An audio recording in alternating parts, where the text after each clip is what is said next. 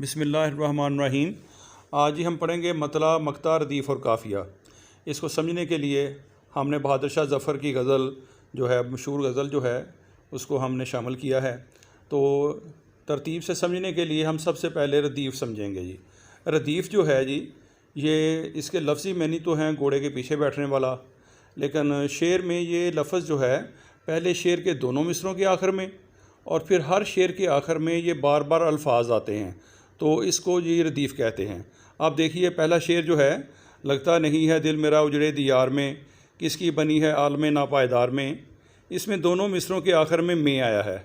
پھر اگلے شعر میں دیکھیں جی، تیسرے مصرے میں نہیں ہے، چوتھے مصرے میں آ کے میں آ گیا ہے۔ پھر ہر شعر کے آخر میں دیکھیں میں آ رہا ہے، تو میں جو ہے یہ ردیف ہے۔ ہر شعر میں جو کسی بھی شعر میں یہ لفظ ایک بھی ہو سکتا ہے، دو بھی ہو سکتے ہیں، زیادہ بھی ہو سکتے ہیں، تو یہ ہو گیا جی ردیف۔ اب جی قافیہ۔ قافیہ جو ہے اس کے لفظی معنی جو ہے پیچھے پیچھے آنے والا یا پے در پے آنے والا، لیکن غزل یا نظم کے شعروں میں یہ ردیف سے پہلے آنے والے ہم آواز الفاظ جو ہیں ان کو قافیہ کہتے ہیں۔ دوبارہ سنیں، ردیف سے پہلے آنے والے ہم آواز الفاظ جو ہوتے ہیں ان کو قافیہ کہتے ہیں۔ تو دیکھیں جی، یہاں پہ پہلے شعر میں سے پہلے دیار، اگلے مصرے میں سے پہلے ناپائیدار، اگلے شعر میں سے پہلے انتظار، اس سے اگلے شعر میں جی بہار، اس سے اگلے میں داغدار، اور آخری میں کوئے یار۔ تو آپ کو اندازہ ہو گیا جی کہ یہ بڑا آسان ہے مطلع۔ اب جو ہے ہم مطلع پڑھیں گے جی۔ مطلع جو ہے نظم یا غزل کے پہلے شعر کو مطلع کہتے ہیں، پہلی شرط۔ اور دوسری شرط یہ ہے کہ اس کے دونوں مصرے ہم قافیہ اور ہم ردیف ہوں۔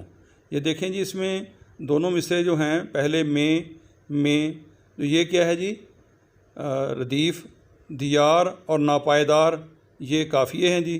تو اس کا مطلب ہے کہ دونوں شرطیں پوری کر دیں، پہلا شعر بھی ہے اور اس کے لفظی معنی ہوتے ہیں طلوع ہونے کے، اور یہ طلوع بھی ہو رہا ہے، یعنی کہ شروع ہو رہا ہے یہاں سے کسی نظم یا غزل کا پہلا شعر جو ہے، اور یہ دونوں شرطیں پوری کر دیں اس نے، تو اسے مطلع کہیں گے۔ اگلا شعر جو ہے جی، مطلع کے بعد جو شعر آتا ہے اسے حسن مطلع کہتے ہیں۔ تو عمر دراز مانگ کے لائے تھے 4 دن، 2 آرزو میں کٹ گئے 2 انتظار میں۔ تو دیکھیں جی، یہ اس میں یہ مطلع کے بعد شعر آیا ہے، تو یہ کیا ہے جی؟ حسن مطلع۔ باقی اشعار جو ہیں یہ غزل کے اشعار ہوتے ہیں۔ یہ آخری شعر دیکھیں جس میں مقطع ہے جی۔ مقطع کہتے ہیں، اس کے لفظی معنی تو ہیں جی کاٹنے کے یا قطع کرنے کے، اور آخری شعر جو ہے اس میں شاعر اپنا تخلص نام کو کہتے ہیں، جو اپنا شاعری کا نام رکھا ہوتا ہے شاعر نے۔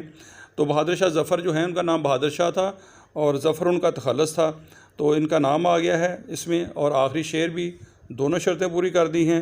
تو یہ شعر جو ہے، کتنا ہے بد نصیب ظفر دفن کے لیے، 2 گز زمین بھی نہ ملی کوئے یار میں۔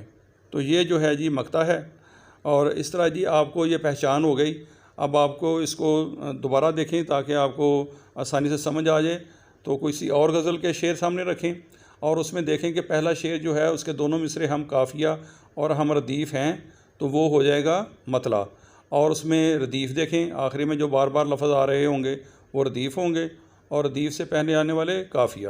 اور مطلع کے بعد آنے والا شعر کیا کہلاتا ہے جی؟ واقعی بالکل ٹھیک ہے، حسن مطلع۔ اور آخری شعر جو ہے جس میں شاعر اپنا تخلص استعمال کرتا ہے اسے کیا کہتے ہیں؟ مقطع۔ جی بالکل ٹھیک، شاباش۔ تو اب آپ کو سمجھ آ گئی ان کی مطلع، مقطع، ردیف اور قافیہ کا، اور آپ کو بڑا آسان ہے یہ۔ اس کو 2-3 دفعہ دیکھیں گے تو آپ کے یہ ذہن میں بیٹھ جائے گا اور ہمیشہ کے لیے یاد ہو جائے گا۔ بہت شکریہ۔